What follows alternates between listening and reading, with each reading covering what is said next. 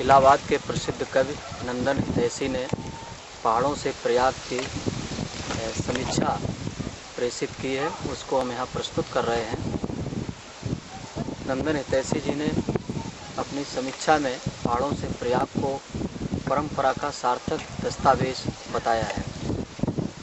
तो नंदन हितैषी जी कहते हैं कि कोई भी रचनात्मक शिखर पुरुष या व्यक्तित्व जब खुद ही इतिहास बन जाता है तब उसके कृतित्व और व्यक्तित्व पर कुछ लिखना महत्वपूर्ण होता है और मुश्किल भी।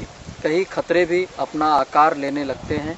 इन तमाम खतरों को एक शोध के स्तर पर मौलिकता और आधिकारिकता से व्यक्त कर पाना चुनौती भरा होता है। सिद्धहस्त खिलाड़ी ही चुनौतियों को स्वीकारने की हिम्मत जुटा सकता है। ऐसे ही शिखर मनोविश्लेषण के प्रयोक्ता रचनाधर्मी हैं पंडित इलाचंद जोशी जी। उपन्यास और कथा साहित्य में उनका नाम ही पर्याप्त है। उनकी पूरी पीढ़ी और उनके युग को मनोवैज्ञानिक ढंग से जानने के लिए उनके कृतित्व और व्यक्तित्व दोनों से गुजरने का एक सार्थक रास्ता सुझाया है कवि, कथाकार, समीक्षक और संपादक सुशील राकेश ने। सुशील राकेश एक लंबे अरसे से कन्नौज में रह रहे हैं। अर्थशास्त्र जैसे नीरस विषय से प्रवक्ता रहे, लेकिन अपने गृह जनपद इलाहाबाद से बराबर रचनात्मकता के स्तर पर जुड़े रहे। यहाँ के तमाम साहित्यिक संदर्भों के साक्षी भी रहे। उसी नाते यहाँ के नए पुराने सभी रचनाकारों से उनका जुड़ाव भी रहा। इसी जुड़ाव की एक मजबूत कड़ी थे पंडित इलाचंद जोशी। जाहिर है जोशी जी की रचनात्मक यात्रा ने इन्हें कहीं अंदर तक प्रभावित किया होगा। जोशी जी पर केंद्रित इस संदर्भित पुस्तक को राकेश जी ने संपादित नहीं किया, बल्कि पूरी पुस्तक के एकल लेखक हैं। सामान्य तौर पर ऐसे शीर्ष पुरुषों पर लोग लेख या संस्मरण आदि आमंत्रित करके संपादक की भूमिका निभाया करते हैं। वहाँ एक परंपरा का निर्वहन मात्र होता है। जिस विश्लेषणात्मक ढंग से चर्चा की गई है वह संपादन में उभर कर नहीं आ पाती है। अपने संपादकीय अनुभव और प्रतिभा का सकारात्मक उपयोग करते हुए सुशील राकेश ने शीर्षकों के अंतर्गत इलाचंद जोशी के लगभग संदर्भों का विवेचन किया है। उनका यह परिश्रम उनकी शोध परक दृष्टि के नाते आधिकारिक होता गया है।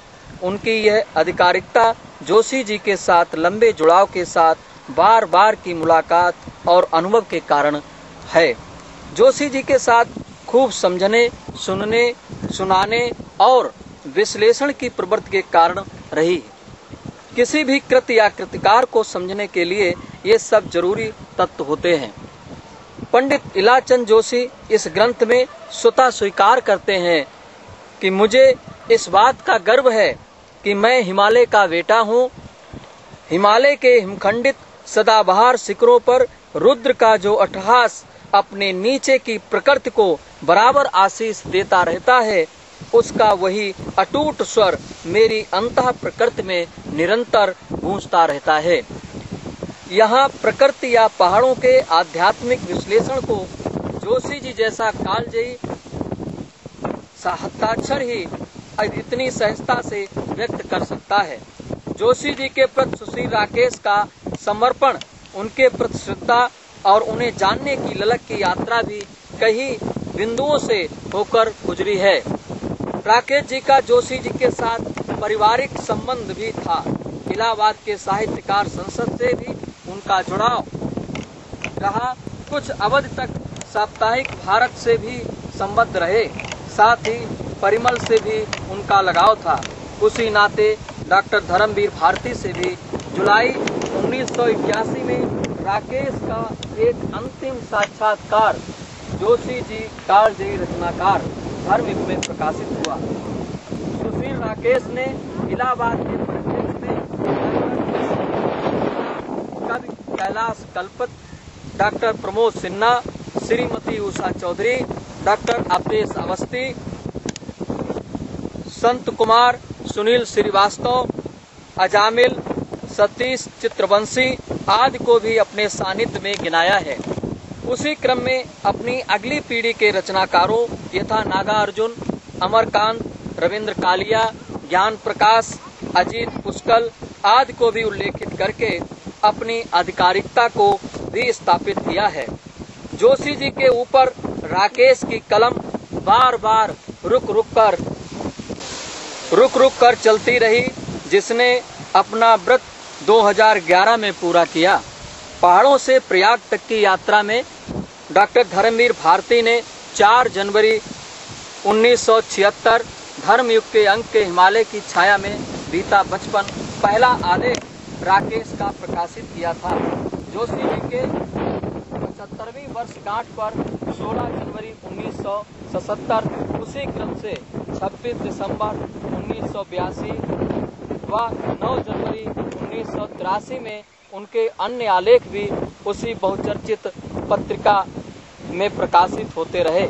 हिंदुस्तानी एकेडमी इलाहाबाद की शोध पत्रिका हिंदुस्तानी के तत्कालिक अध्यक्ष व संपादक श्री हरिमोहन मालवीय जी ने किला चंद्र जोशी विशेषांग में सुश्री राकेश का एक आलेख भी प्रकाशित किया, जो शोधार्थियों के लिए आज भी मार्गदर्शक है।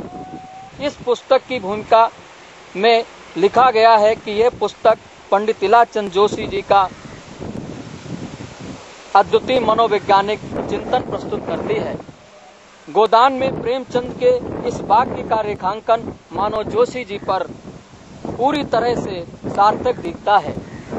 लिखते तो वे लोग हैं जिनके अंदर कुछ दर्द है, अनुराग है, लगन है, विचार है, जिन्होंने धन और भोग विलास को जीवन का लक्ष्य बना लिया, वे क्या लिखेंगे। मौजूदा हिंदी साहित्य का इतिहास जानता है कि जोशी जी मनोविश्लेषणात्मक उपन्यासकार हैं। भगवती प्रसाद वर्मा, अस्क, जैनेन्द्र, हजारी प्रसाद द्विवेदी, यशपाल आदि की परंपरा के जोशी जी अग्रणी रचनाकार रहे।